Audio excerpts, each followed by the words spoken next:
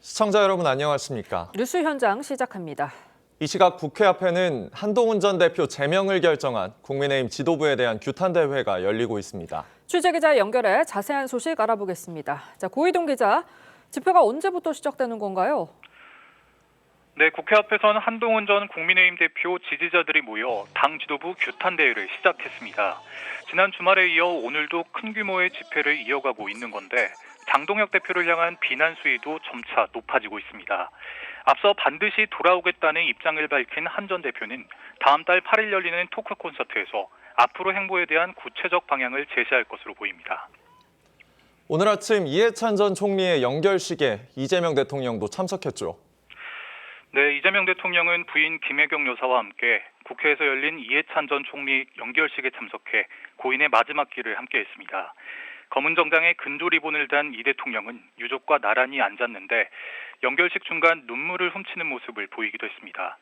연결식에는 김민석 총리와 우원식 국회의장, 권양숙 여사 등도 함께했는데요. 부모님 곁에 묻히고 싶다는 고인의 뜻에 따라 세종시 은하수 공원에 안장될 예정입니다. 이 대통령이 자신의 SNS에 부동산 문제를 또 한 번 언급했는데 어떤 내용인가요? 네, 이 대통령은 오늘 오전 자신의 SNS에 망국적 부동산 정상화는 불가능할 것 같냐며 표 계산 없이 국민을 믿고 비난 감수만 하면 될 일이라고 했습니다. 부동산 정상화는 코스피 5천과 계곡 정비보다 훨씬 쉽고 더 중요한 일이라고도 했는데 주택시장 안정을 국정의 핵심 과제로 삼겠다는 의지를 드러낸 것으로 보입니다. 이에 국민의힘은 망국적 부동산의 원인은 이재명 정부의 망국적 부동산 정책 때문이라고 비판했습니다. 지금까지 정치부에서 전해드렸습니다. 트럼프 대통령의 기습 관세 인상에 한국과 미국의 통상 고위급이 두 차례 만나 협의를 했지만 결론 없이 종료됐습니다. 이런 상황에서 트럼프 대통령은 차기 연준 의장을 지명했는데 금융시장이 출렁였습니다. 국제부 연결해 자세한 소식 알아보겠습니다.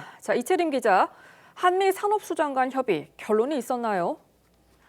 네, 김정관 산업통상부 장관은 현지 시간 30일 미국 워싱턴 DC 상무부 청사에서 러트닉 장관과 2시간 넘게 만났지만 별다른 결론을 내리지는 못했습니다.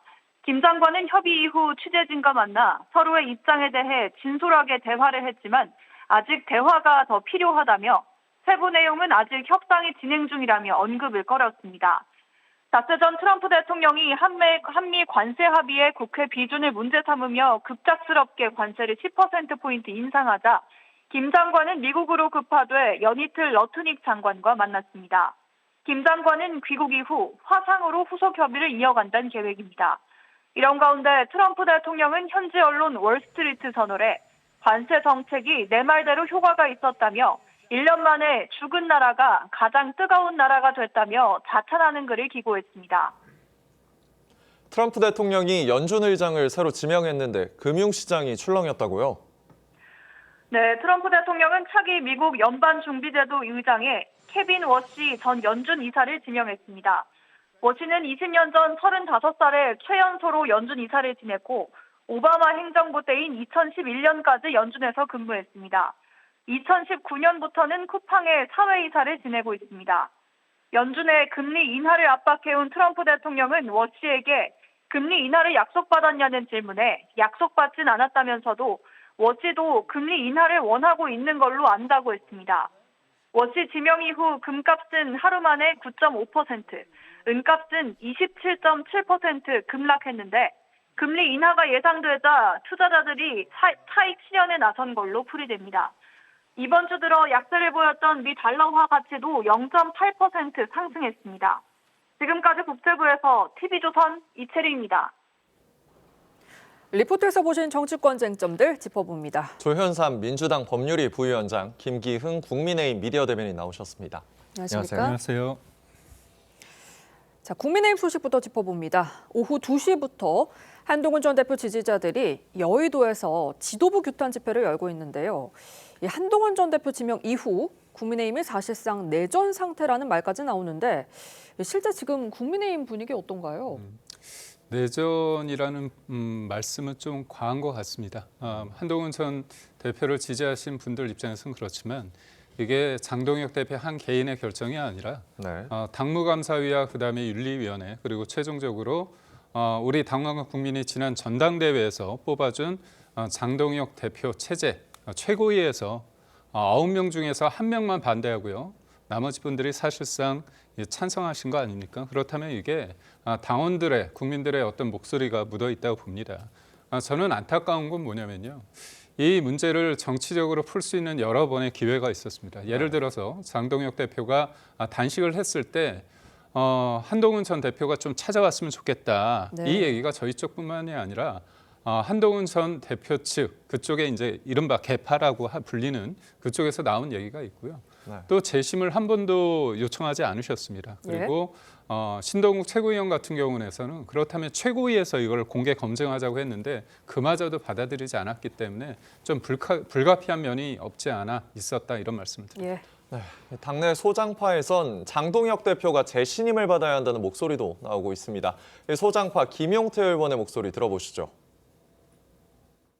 이 사건에 대해서 전반적으로 지방선거를 지금 이 체제로 치를 수 있냐 없냐를 당원들한테 한번 여쭤보는 게 순리인 것 같아요. 결국 장동혁 대표도 당원들이 뽑은 당대표 아니겠습니까? 당대표가 이렇게 제명권을 철회해놓고 만약에 정말 재신을 받지 못한다면 그거는 뭐 책임을 지시겠죠.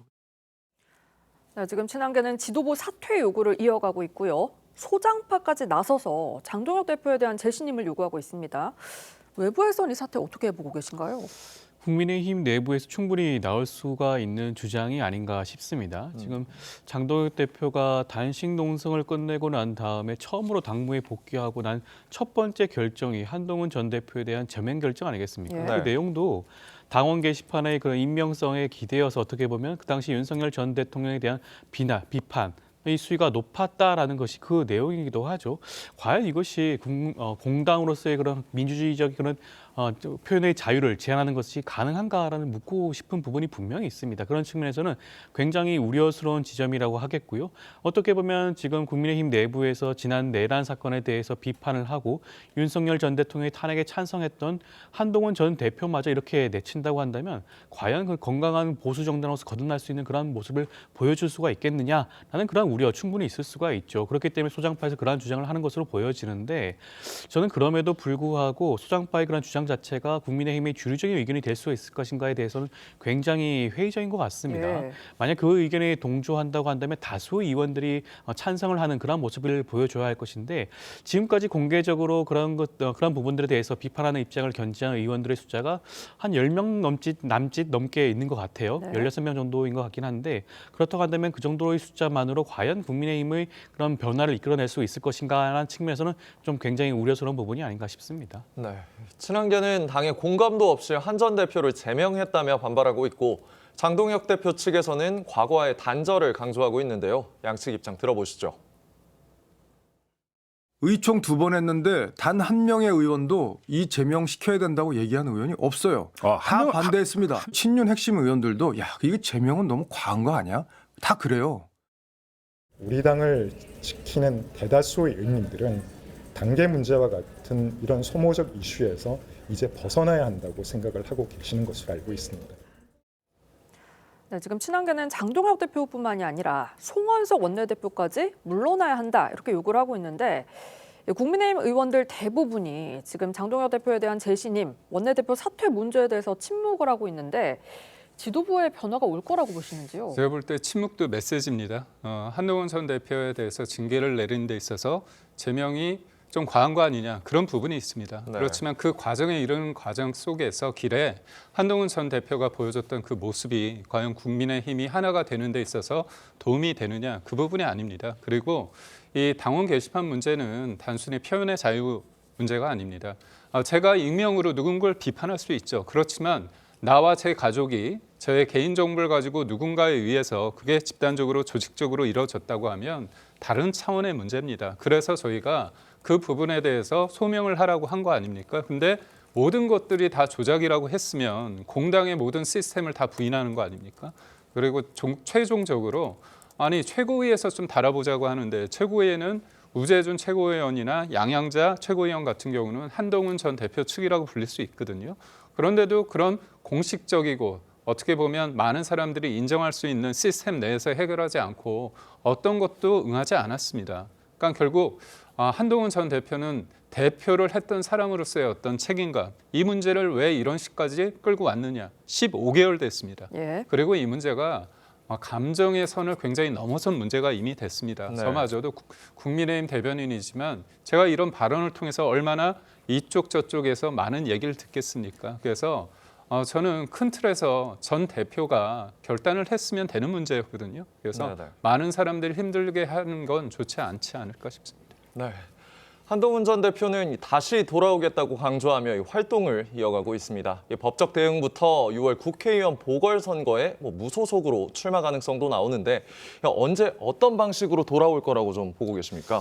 한동훈 전 대표 입장에서 여러 가지 선택지가 있을 수가 있겠죠. 처음으로는 가처분 신청과 같은 그런 법적인 투쟁을 하는 방법도 있을 겁니다. 그렇지만 네. 저는 그 방법은 선택하지 않을 것으로 보여지는 것이 일반적으로 정당의 그런 결정 사항에 대해서는 법원이 굉장히 그런 절차적인 하자가 없다고 한다면 기각을 하는 경우가 많거든요. 네. 한 전 대표 입장에서 가처분 신청을 했음에도 불구하고 기각 결정이 나온다고 한다면 법적으로도 사실상 법원이 인정한 것이 아니야라는 그런 정치적인 프레임에 갇힐 수가 있습니다. 네. 그렇기 때문에 가처분 신청의 그런 선택지는 제외를 할 것으로 보여지고요. 그렇다고 한다면 추후에 있을 지방선거에서 어떤 역할을 하느냐에 대한 고민을 할 것으로 보여지는데 저는 그중 선택지 중에는 무소속으로 보궐선거에 나갈 가능성이 가장 높지 않을까라는 네. 생각이 듭니다. 원외에 있는 정치인으로서의 한계를 아마 분명히 뼈저리게 느꼈을 가능성이 높아 보이고요. 일단 원내에 진입함으로 인해서 국민의힘 내부에 있는 한동훈계로 분류가 되는 그런 의원들과 함께 정치적인 세력을 규합할 가능성을 아마 도모할 그런 모습을 보여주지 않을까 싶긴 합니다. 그렇다고 한다면 수도권과 같은 지역이 아니라 보수가 우위에 있는 지역, 대구라든가 부산 같은 지역의 보궐선거에 나갈 가능성이 높아 보이고요. 그럼에도 불구하고 우려스러운 부분은 걱정되는 부분이라고 한다면 과연 그렇게 출마를 함으로 인해 가지고 당선 가능성이 있을 것인가라는 점에서는 네. 의문이라고 할 수가 있겠죠. 아마 장동혁 대표로 표현되는 지금 현 지도부 입장에서는 굉장히 유력한 후보를 대항마로 내세울 가능성이 굉장히 높아 보이기 때문에 네. 만약 그 보궐선거에서 선거에 패배하게 된다고 한다면 한동훈 전 대표의 정치적 생명마저 끝날 가능성이 있기 때문에 모든 것을 두고 아마 고민을 하지 않을까 싶습니다. 네, 대변인님은 어떤 시나리오 예상하십니까? 그러니까 이번에 초재선 의원 모임인 대안과 미래에서 한동훈 전 대표에 대해 이런 얘기를 했습니다.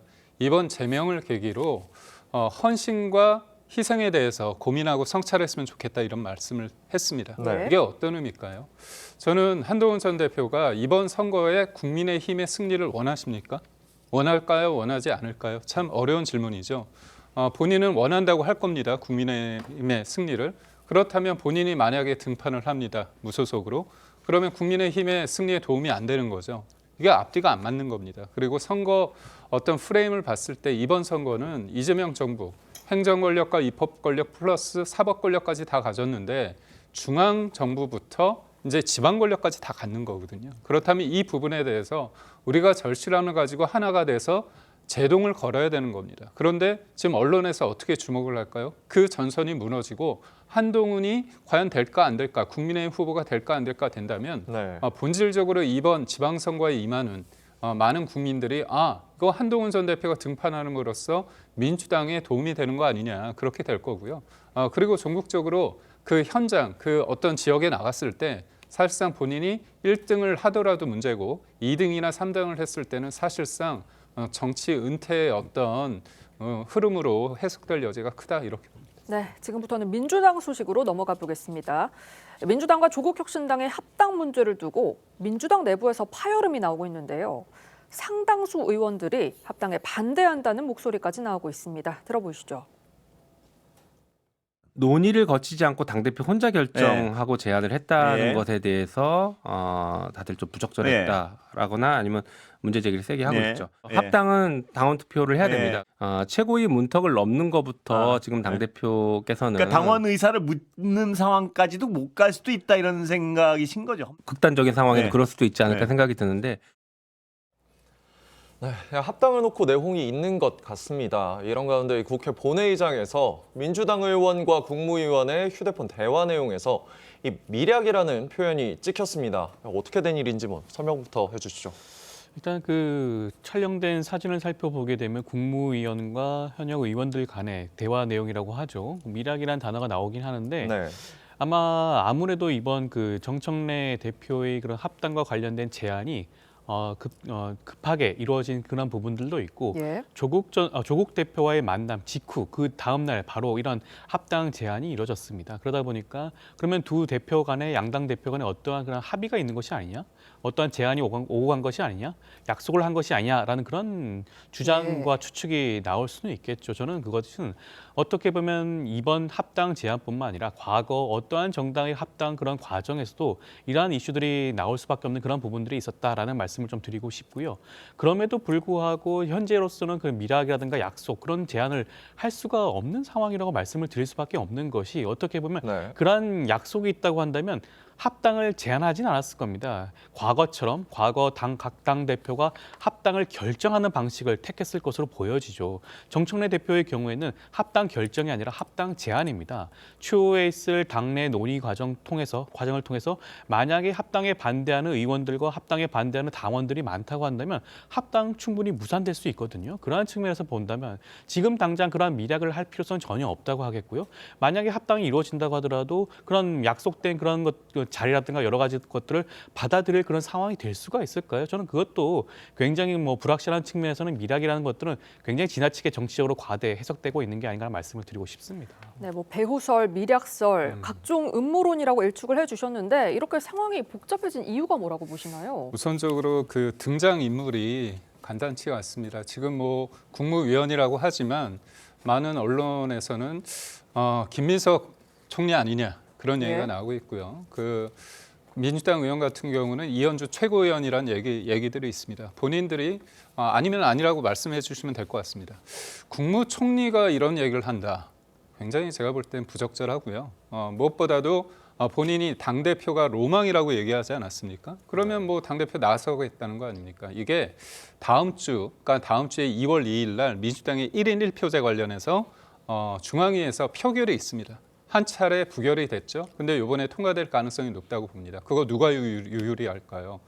정청래 대표가 유리하다고 봅니다. 그리고 조국 당과의 어떤 합당에서 누가 유리할 겁니까? 김민석 총리하고 정청래 대표 중에 정청래 대표가 친문 세력을 등에 업고서 본인이 지방선거 넘어서 이번 8월에 있을 전당대회에서 본인이 당권을 잡을 가능성이 크고 이거는 그냥 당권뿐만이 아니라 2년 뒤에 있을 총선에 공천까지 한다면 이재명 대통령 입장에서는 굉장히 좀 불쾌한 일입니다. 그렇기 때문에 지금 민주당이 굉장히 사실상 분당 상황에서는 있다고 보고 있거든요. 그런 차원에서 조국 혁신당과의 합당이 도리어 민주당 내 어떤 분란의 단초가 되지 않나 그런 생각을 합니다. 네, 논란의 발단은 조국 대표가 공동대표가 돼야 한다는 혁신당 황운하 의원 발언이란 말도 나오는데요. 한번 들어보시죠. 저는 조국 신당의 독자적인 가치 비전 이런 것 등이 담기려면 조국 대표가 공동 대표로 참여를 해야만이 그것이 유지될 수 있다고 봅니다. 조국 신당의 지지자들이 공감할 수 있는 수준의 배려가 있어야 된다. 그 정도는 있어야 되지 않을까. 알겠습니다. 네, 김민석 총리와 가까운 강득구 최고위원은 공동대표나 당 명칭과 관련된 내용이 지금 거론되는 것 자체가 잘못됐다고 비판을 했습니다. 8월 전당대회를 앞두고 김민석 총리 측과 정청래 대표 측 갈등이 고조되는 거 아니냐 이런 관측도 있거든요. 정치적으로 그러한 부분을 그렇게 해석할 수는 있겠지만 저는 너무 지나치게 해석하는 여지가 있다라는 말씀을 좀 드리고 싶고요. 네. 지금은 합당을 제안했던 것뿐입니다. 구체적인 그런 시기라든가 절차가 정해진 바도 없다고 할 수가 있어요. 앞서도 말씀을 드렸지만 당 내에서 논의와 수기 과정을 거쳐서 합당에 반대하는 의견이 더욱 많다고 한다면 합당 자체가 진행이 되지 않을 겁니다. 그렇기 때문에 지금 당장 누가 다음 대표를 맡을 것인지, 당명은 어떻게 할 것인지, 그다음에 추후에 있을 지방선거 공천을 어떻게 진행할 것인지에 대한 논의를 지금 하는 것 자체가 굉장히 좀 앞서간다는 말씀을 좀 드리고 싶고요. 그리고 지금 합당에 관해서는 아마 민주 진보 진영은 그 뿌리가 사실상 같다고 할 수가 있습니다. 조국혁신당의 경우에도 민주당의 뿌리를 두고 있는 분들이 대부분이라고 할 수가 있겠죠. 그렇기 때문에 선거에 앞서서 지방선거든 총선이든 그 앞서서 합당을 할 수 있는 그런 여지는 전 충분히 있다고 보고요. 그 시기가 굉장히 좀 앞당겨졌다라는 측면에서 그런 시기와 방법에 대한 그런 불만, 우려가 있을 수는 있습니다. 예. 그런 모든 것들은 논의를 과정을 거쳐가지고 결정을 할 수가 있다고 보여지는 것이고요. 정청래 대표의 입장에서는 어떻게 보면 지금 조국혁신당의 권리당원 숫자가 4만 명 정도라고 하는데 그 권리당원이 만약에 합당 과정을 거쳐서 정청래 대표를 지지하는 든든한 지지자가 된다라고 가정을 한다고 하더라도 지난 당대표 선거를 되돌아보게 되면 정청래 대표가 사실상 권리당원들로부터 압도적인 지지를 받고 당선이 되었었거든요. 그렇다고 한다면 과연 4만 명의 권리당원이 추가되는 것이 정청래 대표의 입장에서는 어느 정도의 의미가 있을 것인지를 좀 물어볼 수가 있을 것 같아요. 예. 크게 의미가 없는 숫자일 수도 있습니다. 그렇기 때문에 이런 합당을 가지고 김민석 총리와 정청래 대표 간의 그런 당권 경쟁이라고 표현하는 것 자체가 좀 지나친 부분이 있다는 말씀을 드리고 싶습니다. 네, 민주당은 다음 주 합당 논의를 위한 의원총회 등을 열 예정인데 당 내부에서도 의견이 조금 갈리고 이 혁신당과도 신경전을 좀 벌이는 것 같습니다. 어떻게 외부에서 보기에 합당이 좀 순조로워질 거라고 보십니까? 사실 이준석 대표가 얘기를 했지만 한 짜장면 가게는 하나인데 전화번호만 다른 거 아니냐. 그래서 조국 혁신당을 민주당에서는 이중대라고 봅니다. 그쪽에서 볼 때는 좀 기분 나쁠 수 있지만 왜냐하면 야당으로서의 어떤 존재감이 없지 않습니까? 네. 누가 보더라도 통일교 특검 그리고 또 동공천 특검 같이 하자고 했는데 국민의힘과 개혁신당은 한 목소리를 내는데 조국 혁신당은 전혀 협력하지 않고 있습니다. 그렇다면 저는 합치는 게 맞다고 봐요. 그리고 저는 처음에는 이 얘기를 들었을 때 어차피 같은 분들인데 같이 모이겠네 이런 생각을 했는데요. 생각해 볼수록 지금 민주당에서 반발의 움직임이 커지고 있다. 그렇다면 순조롭지 못할 수 있고요. 무엇보다도 지방선거를 앞두고 있기 때문에 설 명절까지 이게 가시화되지 않았을 때 지금 후보자들이 지금 나오고 싶은 분들이 있거든요. 그렇기 때문에 예전보다는 어떤 합당의 가능성이 조금 낮아지지 않았나. 근데 그럼에도 불구하고 큰 틀에서 민주당 입장에서는 이거를 공개적으로 반발할 명분이 없기 때문에 종국적으로는 되겠지만 그게 의미 있는 합당이 이루어지지 않으면서 시너지는 별로 없을 것 같다. 그런 생각을 합니다. 네, 이런 가운데 오늘 이재명 대통령이 SNS에 게시글을 잇따라 올렸습니다. 부동산 안정화, 신고 포상제도, 종료임금 개발을 언급을 했는데 지금 일주일 새 이 대통령 SNS 활동이 본격적으로 늘어났거든요. 어떤 이유가 있다고 보시나요? 이재명 대통령께서 최근 하신 말씀 중에 지금 여러 가지 입법 개혁 과제가 있음에도 불구하고 국회가 이러한 부분들을 제때 처리하지 못하는 부분들을 지적한 바도 있죠. 저는 대통령께서 이러한 부분들에 대해서 적극적으로 국민들과 직접 소통하는 과정을 필요성을 느낀 게 아닌가라는 생각이 듭니다. 입법의 그런 과정은 좀 지난할 수가 있지만 여러 가지 사회적 아젠다에 대해서만큼은 직접적으로 국민과 소통을 함으로 그런 의견을 조율하고 모아낼 수가 있거든요. 이재명 대통령께서는 과거 성남시장과 경기도 지사 시절에도 그러한 모습 보여줬습니다. 예를 들면 계곡 철거 같은 경우에도 마찬가지죠. 예. 직접 해당 업자들과 소통을 하면서 얘기와 대화를 나누면서 그런 문제들을 해결해 왔거든요. 직접 그 현장에 뛰어드는 그런 모습을 보였던 분이기도 합니다. 그렇기 때문에 SNS를 적극적으로 활용하면서 이 각 아젠다에 대한 의견을 제시를 하고 여기에 대해서 국민들이 어떻게 생각을 하는지 한번 사전에 확인하는 그런 과정을 거치는 것으로 보여지는 것이고요. 저는 이러한 모습을 통해서 아마 국민들이 이런 이재명 대통령이 추구하는 정치와 정책의 철학에 대해서 더욱더 깊게 이해할 수 있는 그런 계기가 될 수도 있지 않을까 싶습니다. 예. 네, 이러한 대통령의 SNS 정치, 사실상 트럼프 관련해서도 굉장히 많이 좀 봐왔던 정치 수단이나 이렇게 볼 수 있을 것 같은데요. 이 여론을 형성하고 개혁 과제를 주도하는 이런 장점도 있지만 이 자칫 잘못하면 충분한 조율 없이 논쟁만 좀 확산할 수 있다는 우려도 나오는데 어떻게 보십니까?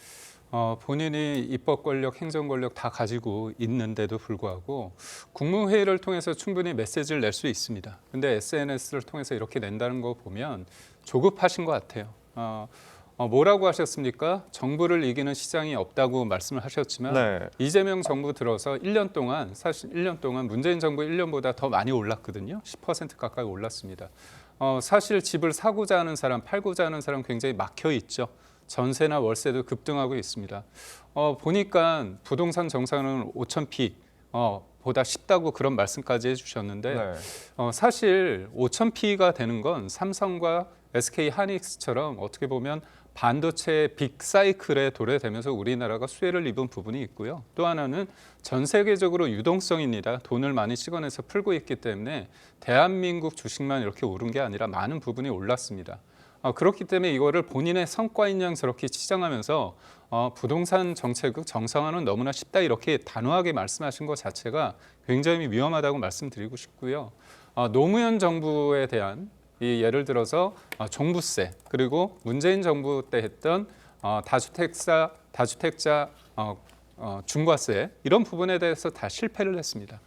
공급이란 건 제한적인데 지금 사실상 절벽이라고 하는데 이 세금 가지고 과연 할 수 있는 게 어느 정도 있는지. 그러니까 대통령이 이렇게 SNS를 통해서 가벼운 언사보다는 정책을 통해서 후행적으로 결과적으로 나왔을 때 그 평가는 국민이 하지 않을까 싶습니다. 방금 언급을 해주셨듯이 부동산 정상화는 5,000피보다 쉽고 또 중요한 일이라고 강조를 했는데 국민의힘에서는 지금 부동산 정책이 총체적으로 문제라고 보고 있거든요. 민주당에서는 어떻게 보시나요?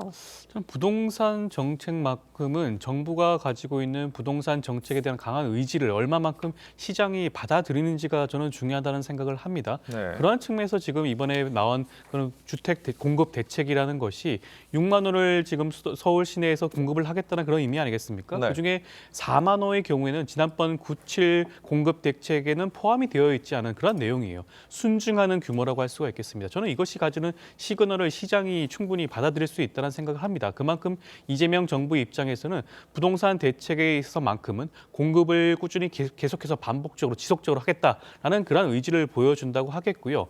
그럼에도 불구하고 국민의힘이 이런 부분들에서만큼은 함께 여야와 뜻을 함께 해야 함에도 불구하고 이를 비판적인 시각에서만 바라본다는 거 하는 것은 부동산 정책마저도 정쟁의 하나로 치부하는 게 아닌가 생각이 들어서 굉장히 좀 위험한 발언이 아닌가라는 말씀을 좀 드리고 싶습니다. 그러니까 저희가 말씀드리는 건 방해하는 게 아니고요. 재건축 재개발해서 규제를 해달라는 거고 지금 6만 건 말씀하셨는데 지난해 97 대책 때 135만 호 말씀하셨거든요. 근데 그거 관련해서 시장이 믿지 않습니다. 그리고 6만 호 관련해서 현실화되는 거는 2031년 넘어고요. 그리고 또 하나는 사실상 40~50%가 임대 물건이 물량이라고 합니다. 그렇다면 사람들이 원하는 집은 사실상 재건축 재개발을 통해서 나올 수밖에 없음을 말씀드립니다. 네, 지금까지 정치권 쟁점 짚어봤습니다. 두 분 말씀 여기까지 듣겠습니다. 감사합니다. 고맙습니다.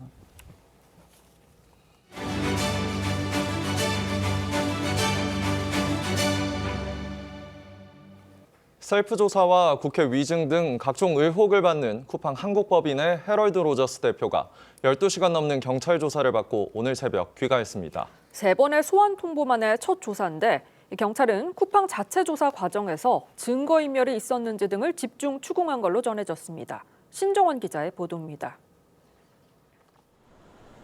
해럴드 로저스 쿠팡 한국법인 임시대표가 굳은 표정으로 서울경찰청을 빠져나옵니다. 왜 그동안 경찰 출석 안 하셨습니까? 어제 오후 2시 피의자 신분으로 출석한 로저스 대표는 12시간 넘게 조사를 받고 오늘 새벽 2시쯤 귀가했습니다. 앞서 로저스 대표는 지난 5일과 14일 두 차례에 걸친 경찰 출석 요구에 모두 불응했습니다. 뒤늦게 협조 의사를 밝힌 건 경찰의 강제 수사를 우려했기 때문이란 해석도 나옵니다. 3번의 출석 요구에 거부한다면 당연히 체포영장이 청구되고 발부될 가능성이 매우 높습니다. 로저스 대표는 쿠팡의 개인정보 유출 사태에 대해 직접 조사하고 그 결과를 일방적으로 발표하는 과정에서 증거를 인멸했다는 혐의와 이 조사가 국정원 지시였다며 국회에서 거짓 증언한 혐의 등을 받고 있습니다. 로저스 대표가 외국인인 만큼 통역 등에 상당한 시간이 소요되면서 어제 조사는 증거인멸 혐의에만 집중된 걸로 전해졌습니다. 경찰은 로저스 대표가 조만간 미국으로 다시 출국할 가능성이 있다고 보고 추가 소환을 검토 중인 걸로 알려졌습니다. TV조선 신정원입니다. 어제 오후 큰 불이 난 충북 음성군 생활용품 제조 공장에서 한 명이 숨진 채 발견됐습니다. 오늘 자정쯤 공장 내부에서 시신 한 구가 수습된 가운데 화재로 실종된 외국인 근로자 2명 가운데 1명으로 추정됩니다. 소방당국은 나머지 실종자에 대한 수색 작업을 이어가고 있습니다.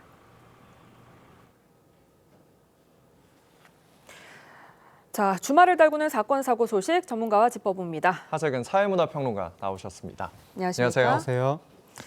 자, 먼저 첫 소식입니다. 저희 TV조선 취재 결과 가수 출신 제작자 신모 씨가 원정 도박을 한 의혹이 제기됐습니다. 원정 도박도 수년간 이어져 온 걸로 추정이 됐는데 이 공연 선급금을 도박 자금으로 빼돌리기도 했다. 이런 의혹이 불거졌어요. 네, 이제 그런 의혹이 제기가 됐는데 그 신 씨의 소속사 회장 차모 씨가 신 씨의 도박 자금을 2023년 8월부터 미국에서 이제 도박 자금이 그렇게 발생이 됐는데 네. 그 54억 원을 내가 대신 갚아줬다.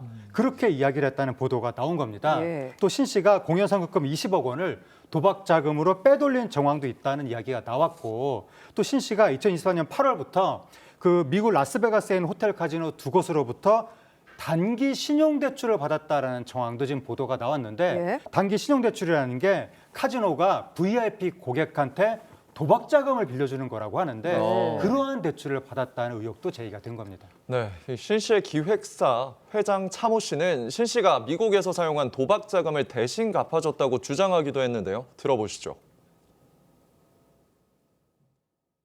내가 20억 갚아줬거든? 전 투자자를 만나고 나서 알았어. 20억은 도박에 썼어요. 공연 성급을 받아서 내가 이걸 메꿨더라고. 돈을 갚아도 돈을 갚았다라고 저한테 얘기하지 말라고 그랬어요. 왜냐면 돈 갚았다라고 그러면 바로 게임하러 가고 싶어 하니까.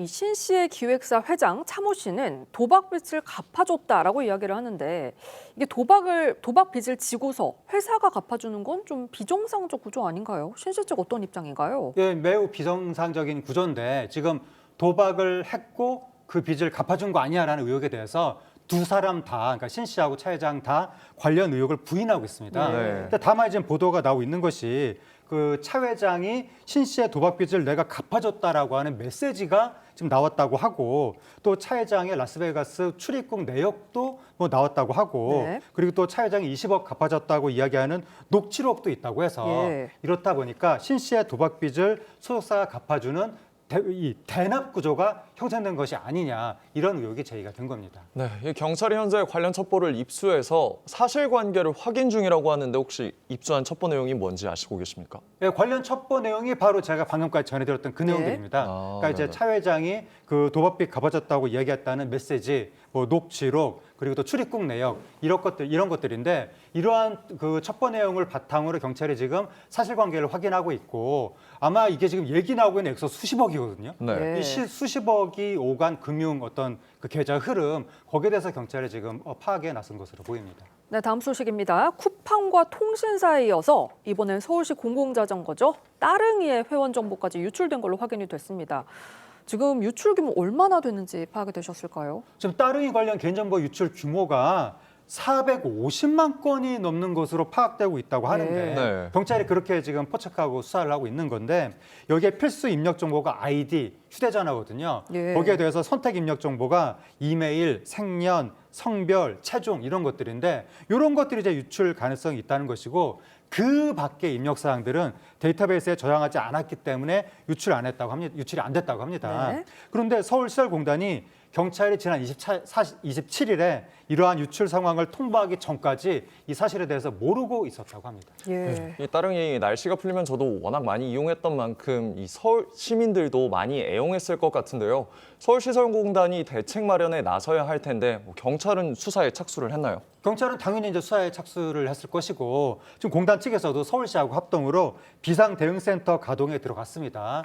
그래서 개인정보보호위원회, 한국인터넷진흥원 이런 데 신고가 또 들어갔고 따릉이 스마트폰 앱하고 홈페이지에 대해서 보안 강화에 들어갔는데 현재 추가 유출 여부를 지금 조사하고 있습니다. 그리고 또 경찰이 조만간 공단으로부터 서버 자료를 제공받아서 조사할 예정입니다. 네, 뭐 체중까지 유출됐다고 하니까 좀 충격적인데 만약에 내 정보가 유출된 것 같으면 어떻게 해야 되나요? 그러면 이제 서울 다산 콜센터 이런 데 신고를 해야 되는데 일단 이름하고 주민등록번호는 유출되지 않았다라는 설명이 지금 나오고 있고 예. 지금 경찰이 의심하는 것은 2024년 4월께 디도스 공격이 있었는데 예. 그때 유출된 것이 아니냐라는 의심을 하고 있는데 지금 당장 피해 신고가 접수된 것은 없습니다. 다만 이게 유출이 됐다면 나중에 어떠한 사기 같은 것에 명의 도용이나 그러한 피해자 2차 피해 우려가 있기 때문에 그 부분이 지금 주목되는 대목입니다. 네, 다음 소식입니다.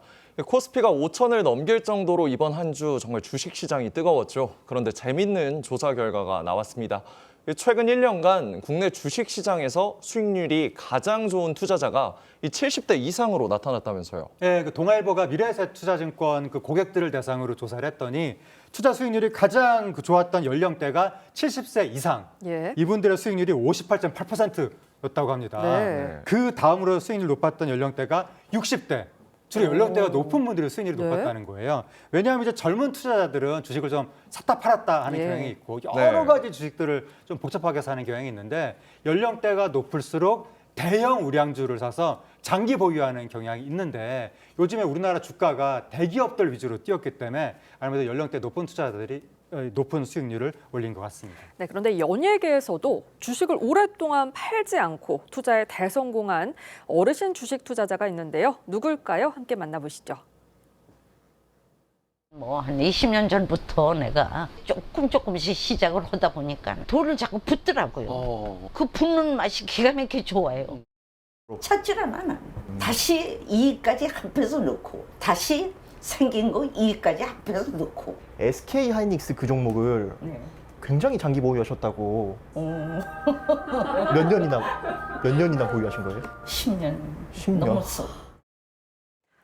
네, 전원주식 수익률이 무려 4,000%가 넘는다고 하는데 대체 얼마에 샀길래 이런 걸까요? 그 SK 하이닉스 주식이 30일 기준으로 90만 9천 원에 달했는데 예. 전원주식가 14년 전에 2만 원대 샀다고 합니다. 그래서 그 주식을 아직까지 가지고 있다면 수익률이 40배 이상 4,200%에 달한다고 하는데 그러니까 네티즌들이 미국의 유명한 투자자 워렌 버핏이 있다면 한국엔 전원 버핏이 있다라고 하면서 부러워하고 있습니다. 네, 이제 방금 말씀해 주신 대로 이 전원 버핏이란 별명까지 붙었는데 이 전원주 씨의 투자 비결 그럼 어떤 겁니까? 워렌 버핏하고 투자 비결이 똑같습니다. 가치 투자, 장기 투자. 이게 이제 전원주 씨의 신조라고 하는 건데 그 뭐 당장의 수익률 오르내리고 이런 걸 따지는 게 아니라 사업 보고서 이런 걸 보면서 회사의 기초 체력 탄탄한지 이거를 다 따진다고 합니다. 그러면서 바로바로 수익 났다고 하고 팔고 이런 게 아니라 한참 넣고 있어도 되는 여윳돈으로 투자를 한다고 하는데 과거에 SK 하이닉스 강의에 갔다는 거예요. 그래서 SK 하이닉스 직원들하고 밥을 먹었다고 합니다. 근데 직원들이 참 실력파더라. 회사가 탄탄해 보였다. 그래서 이제 주식을 샀다고 하는 건데 나는 한번 샀다 하면 5, 6년 동안 팔질 않는다라고 하면서 지금 SK 하이닉스 주식을 들여다만 봐도 배가 부른다라고 얘기했는데 주주총회도 가서 회사가 얼마나 잘 운영되고 있는지 다 따져본다고 합니다. 네, 그럼 또 다른 투자 고수 연예인 누가 있을까요? 지금 여러 연예인들이 장기 투자로 수익을 본다고 하는데 체리나 씨가 그 이 엔비디아라고 인공지능 대장주 있거든요. 그거를 7년 동안 가지고 있었다고 합니다.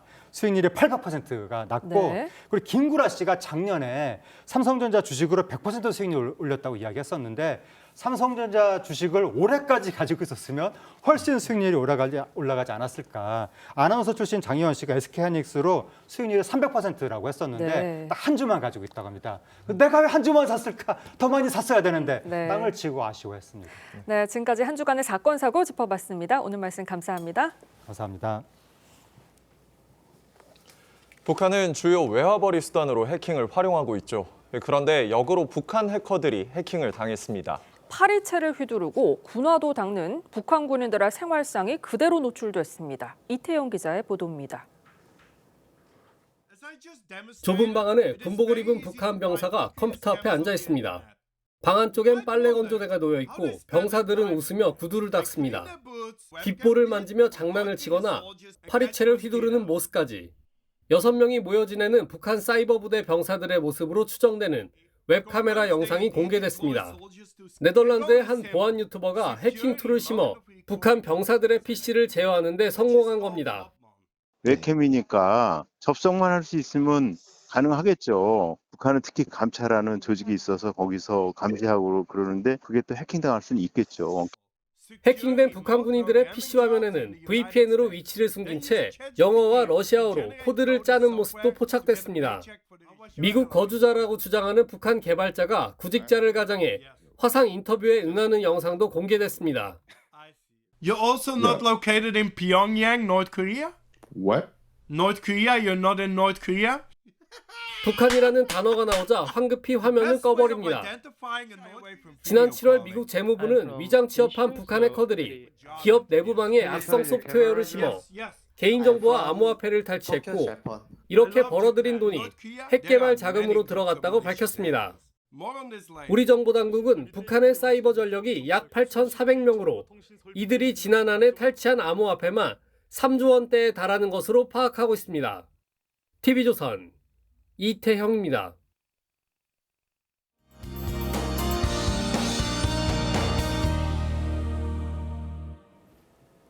1월의 마지막 날인 오늘은 낮부터 강추위가 누그러지겠습니다. 오늘 한낮 기온 서울 1도, 대전 3도, 대구 6도로 아침보다 10도가량 높겠습니다. 온화하고 건조한 바람 탓에 산불 위험은 더 커지겠습니다. 전국 대부분 지역에 건조특보가 내려져 주말 동안 불씨 관리 철저히 해주셔야겠습니다. 오늘 전국이 대체로 맑다가 밤부터 흐려지겠고요. 늦은 밤부터 수도권에는 눈이 날리는 곳이 있겠습니다. 오늘 한낮 기온 서울 1도, 광주 5도, 부산 8도로 어제보다 2도에서 5도가량 높겠습니다. 2월의 시작은 추위 대신 눈 소식 있는데요. 일요일 새벽부터 오전 사이 충청과 호남, 제주에 1cm의 눈이 내릴 전망입니다. 날씨였습니다. 1월 31일 토요일 뉴스 현장은 여기까지입니다. 함께해 주신 여러분 고맙습니다.